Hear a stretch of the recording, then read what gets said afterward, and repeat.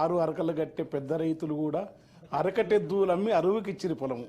పేడ ఎరువు లేక భూమి సారం పోయి సూడసక్కని నేల మూడు వారిపాయ్. తేమ ఉండు దగ్గిన భూముల్లో సీమ కంపలు మెరుగెరా. వయ్యారి బామొచ్చి వరి మల్లె మొలిసింది, లొట్ట పీసు చెట్లు గెట్టున పెరిగినవి.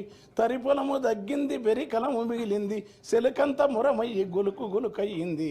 కలమంద జమ్ముళ్ళురా తెలంగాణ కరువుకు గుర్తాయరా. గుక్కిచ్చి గుక్కిచ్చి బోరు దుంకుతుంటే ఒక్కటన్నా మడి సిక్కగా దడవదు. వంకాయ తోటేసి నొట్టి పోయిందిరా, మిరపనాటు కుంటె వరుపైనాదిరా. నాసుపచ్చని బావులా తెలంగాణ నా పరాళ్ళు దేలేరా. కంటె కానుపు కొరకు సస్తె బొంద కొరకు ఉలస పోయిన జనము వచ్చిపోతుంటారు. సావు పుట్టుకల మధ్య తప్పని పెళ్లికి ఇండ్ల సున్నాలేసి ఎగురంగ చేసేరు. పెళ్లి వెళ్ళిన నెలకురా ఇండ్లన్నీ పెంట కుప్పాలైతవి. దగ్గు దమ్ము టీబీ కక్కుడా బేదులతో 30 ఏండ్లక ఈడ ముసలితనమొస్తాది. నెలకు 3కు పైగా పీనుగలు లేవంగా పల్లె చుట్టూ పాడె కట్టెలు బూడిదాయే. ఇల్లుళ్ళు శోకాలతో తెలంగాణ తెల్లారిపోతుందిరా.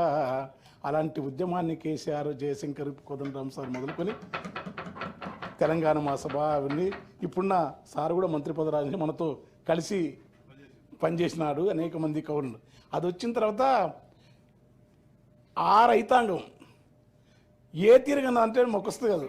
గలగల గల కాలువలల్ల మిలమిల సెందమామ చేతి కందినట్టు మనసెంతకొచ్చినట్టు ఎంతలింత మార్పు ఏది కేసీఆర్ చూపే ఈ తూర్పు అని ఒక సూర్యకాంతి చూపినని రాసినాను నేను.